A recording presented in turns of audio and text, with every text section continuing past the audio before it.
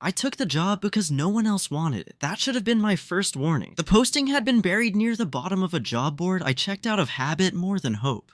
No company logo, no flashy description, just a block of text that read, overnight site attendant, remote location, minimal duties, reliable transportation required, night shift only.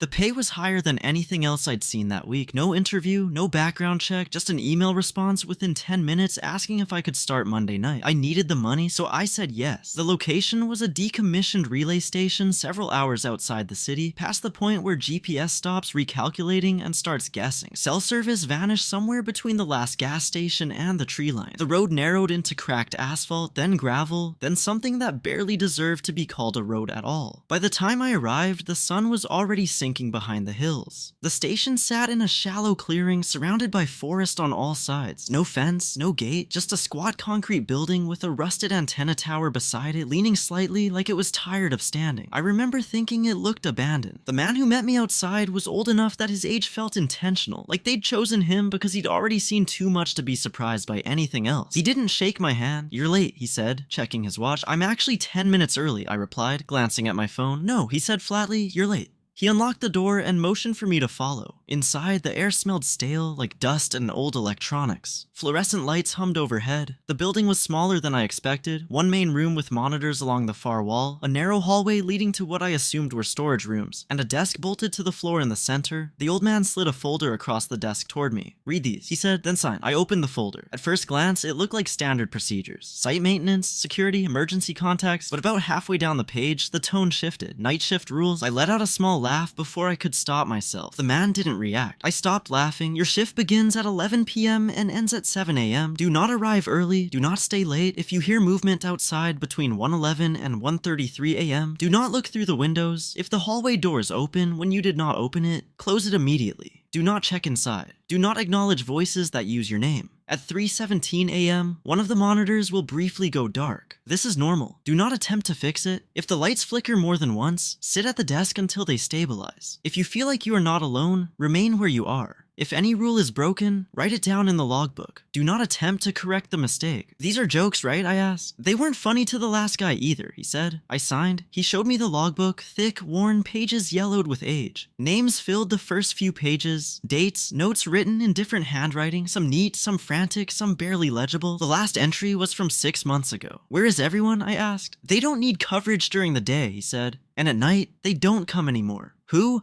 He turned off the hallway lights, leaving only the main room illuminated. "Follow the rules," he said, "and you'll be fine."